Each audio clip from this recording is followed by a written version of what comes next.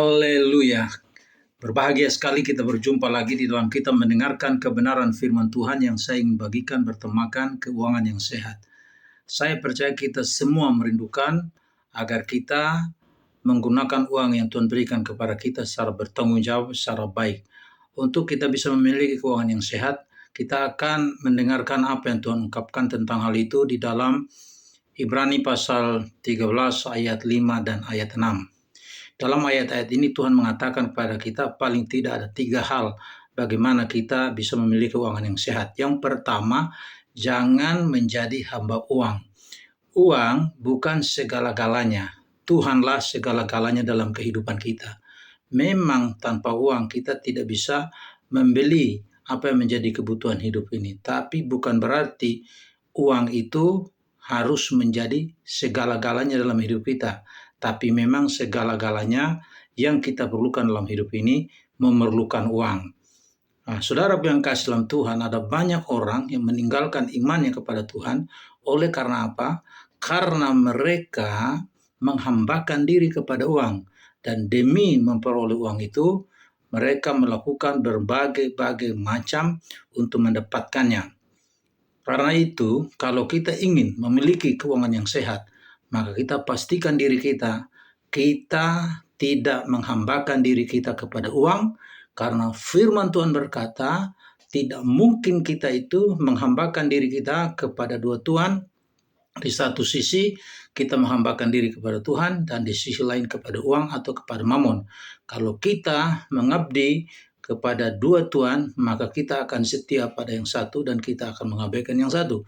Untuk itu Tuhan mengatakan agar kita ini sebagai orang yang percaya kepada Tuhan, kita pastikan diri kita untuk hanya mengabdi kepada Tuhan, dan hanya Tuhanlah segala-galanya dalam kehidupan kita. Dengan jalan seperti itu, maka saya percaya uang yang kita terima sebagai berkat Tuhan, kita akan kelola itu secara bertanggung jawab. Uang itu bukan sesuatu yang akan menjerumuskan kita dalam dosa, tapi kita gunakan uang itu secara baik, secara benar, sebagai berkat yang Tuhan berikan kepada kita. Kita mengabdikan kepada Tuhan dan memakai uang untuk mengabdi kepada Tuhan sebagai sumber segala-galanya. Yang kedua, belajar cukup dengan berkat Tuhan yang ada pada kita. Alkitab berkata kita harus cukupkan diri kita dengan apa yang ada pada kita. Kalau kita melihat orang lain mungkin memiliki barang mewah seperti mobil mewah, segala sesuatu mewah, lalu kita juga mengingini hal-hal yang sama seperti yang dimiliki oleh orang lain.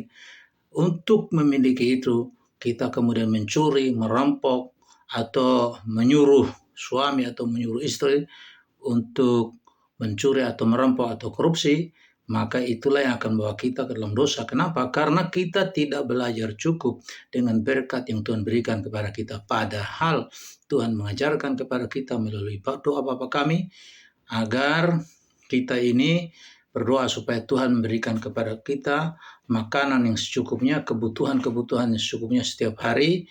Dan kita melihat apa yang Tuhan lakukan kepada orang Israel, bagaimana orang Israel dalam perjalanan di padang gurun, mereka tidak kekurangan sesuatu apapun. Karena apa? Karena Tuhan yang memberikan kepada mereka apa yang menjadi kebutuhan mereka.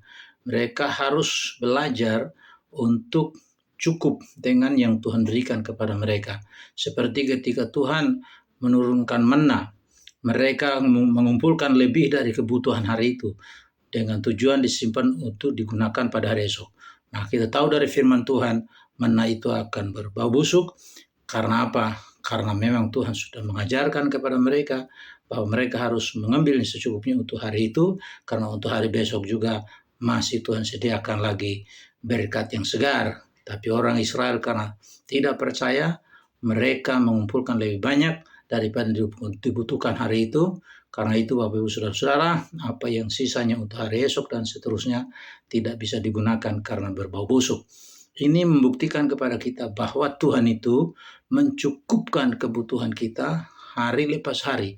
Karena itu kita harus belajar cukup dengan berkat Tuhan yang ada pada kita. Dengan jalan itulah kita akan menggunakan uang secara benar, secara bertanggung jawab, dan kita bisa memiliki keuangan yang sehat. Kemudian yang ketiga, kita harus percaya pemeliharaan Tuhan. Firman Tuhan berkata bahwa Tuhan itu tidak akan pernah meninggalkan kita. Dia tidak akan pernah membiarkan kita. Dia penolong kita. Karena Dia penolong kita, tidak ada satupun kuasa yang dapat memisahkan kita dari Dia sebagai Tuhan dan Raja serta penguasa dalam hidup kita. Saya percaya kita akan memiliki keuangan yang sehat kalau kita belajar untuk mempercayai pemeliharaan Tuhan dalam kehidupan kita.